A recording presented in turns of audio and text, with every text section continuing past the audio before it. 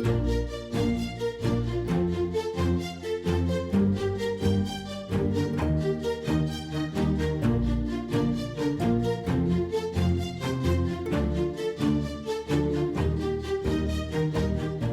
to Timeless Tales, where the world's greatest stories come to life.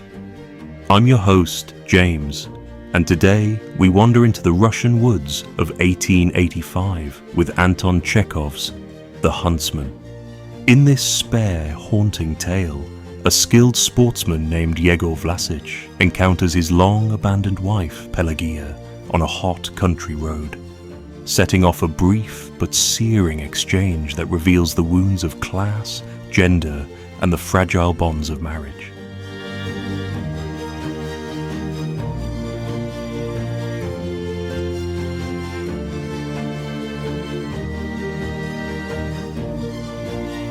A sultry, stifling midday, not a cloudlet in the sky.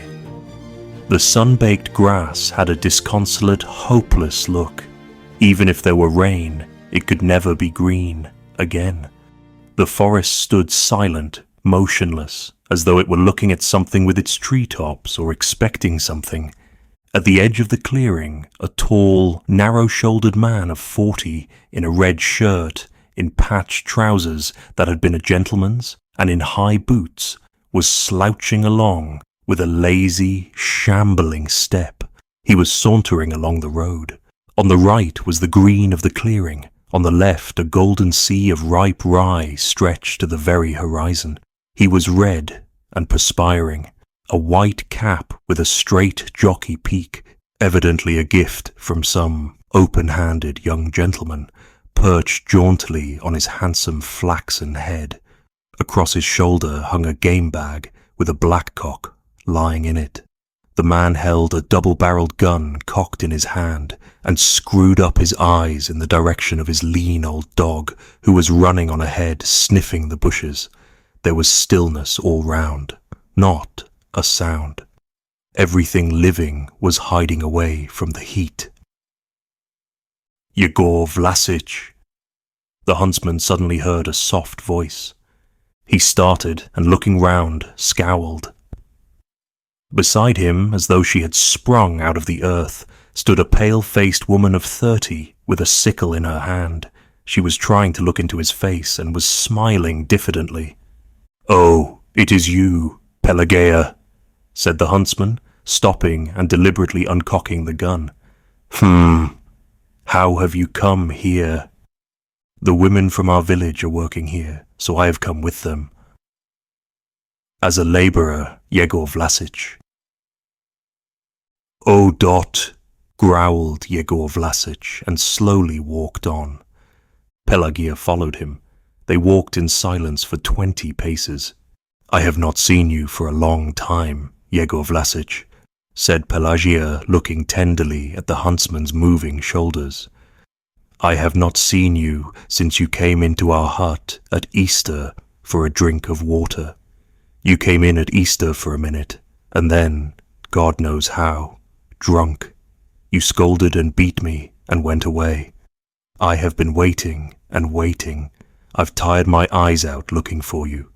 Ah, Yegor Vlasic, Yegor Vlasic. You might look in just once." "What is there for me to do there?" "Of course there is nothing for you to do. Though, to be sure, there is the place to look after, to see how things are going. You are the master. I say, you have shot a blackcock, Yegor Vlasic. You ought to sit down and rest." As she said all this, Pelageya laughed like a silly girl and looked up at Yegor's face. Her face was simply radiant with happiness. "Sit down." "If you like, Dot," said Yegor in a tone of indifference, and he chose a spot between 2 fir trees. "Why are you standing? You sit down too." Pelageya sat a little way off in the sun and, ashamed of her joy, put her hand over her smiling mouth. 2 minutes passed in silence. "You might come for once," said Pelageya. "What for?" sighed Yegor. taking off his cap and wiping his red forehead with his hand. There is no object in my coming. To go for an hour or two is only waste of time. It's simply upsetting you. And to live continually in the village, my soul could not endure. You know yourself I am a pampered man.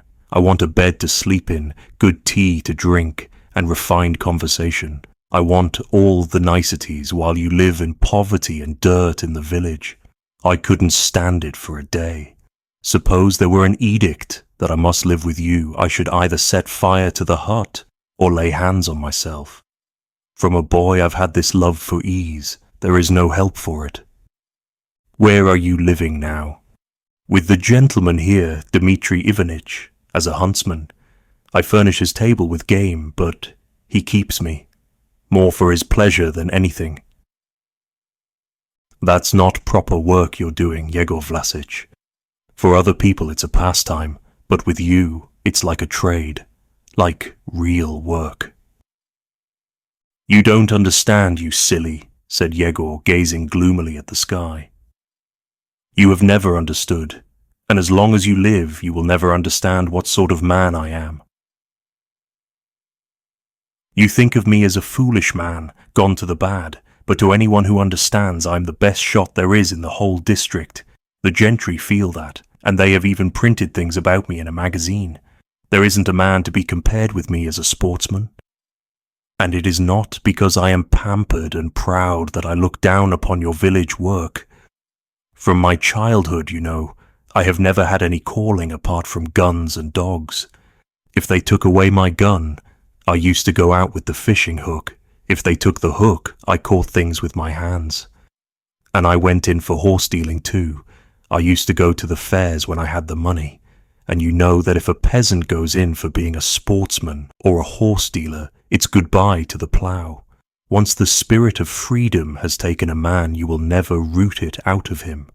In the same way, if a gentleman goes in for being an actor or for any other art, he will never make an official or a landowner.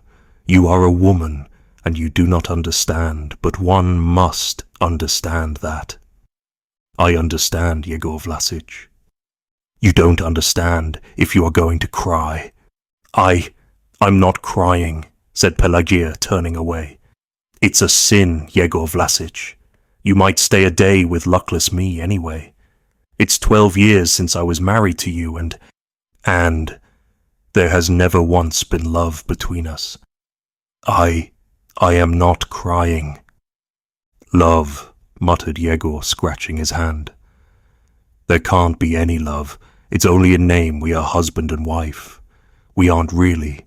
In your eyes I'm a wild man, and in mine you are a simple peasant woman with no understanding. Are we well matched?